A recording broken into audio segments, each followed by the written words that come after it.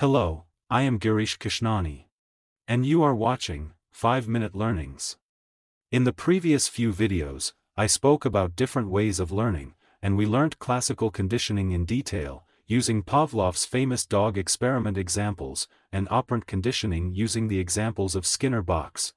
In this video we shall focus on learning through observation. Observational learning is sometimes called shaping, modeling, and vicarious reinforcement. While it can take place at any point in life, it tends to be the most common during childhood. It also plays an important role in the socialization process. Children learn how to behave and respond to others by observing how their parents or caregivers interact with other people. Psychologist Albert Bandura is the researcher most often associated with learning through observation.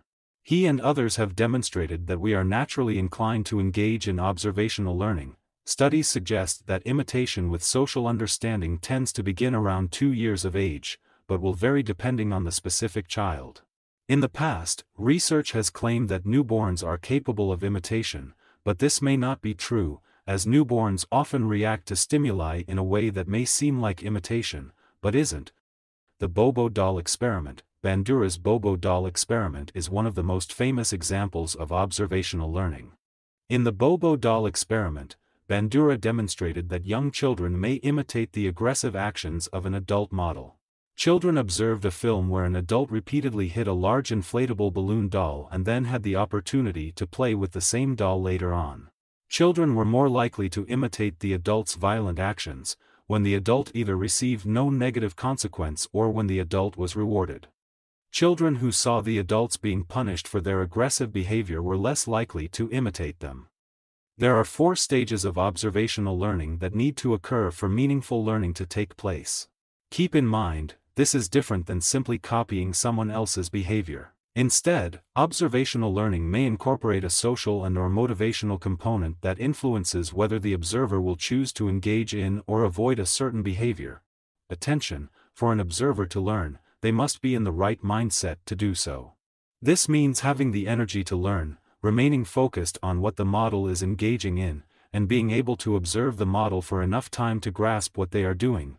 Retention: if the observer was able to focus on the model's behavior, the next step is being able to remember what was viewed.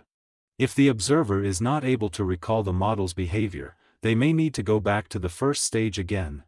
Reproduction: if the observer is able to focus and retains the information, the next stage in observational learning is trying to replicate it. It's important to note that every individual will have their own unique capacity when it comes to imitating certain behaviors, meaning that even with perfect focus and recall, some behaviors may not be easily copied. Motivation: in order for the observer to engage in this new behavior, they will need some sort of motivation. Even if the observer is able to imitate the model, if they lack the drive to do so, they will likely not follow through with this new learned behavior. Motivation may increase if the observer watched the model receive a reward for engaging in a certain behavior and the observer believes they will also receive some reward if they imitate said behavior. Motivation may decrease if the observer had knowledge of or witnessed the model being punished for a certain behavior.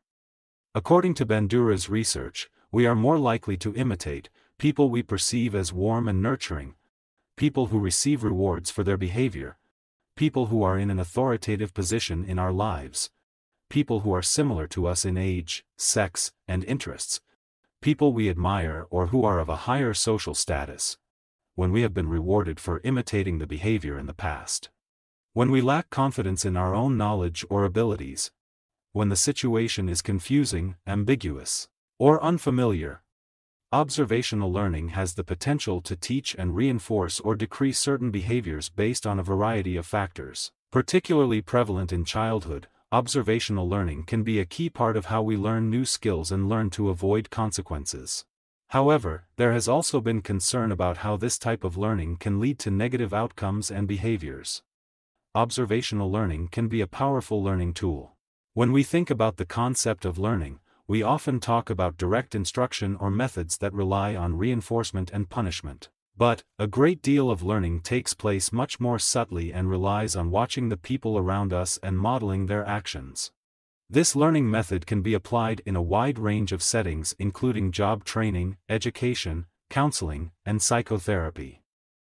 To reiterate, it can be used in learning new behaviors like a skill. For example, children can learn by watching their parents perform a task, or students by observing a teacher engage in a demonstration.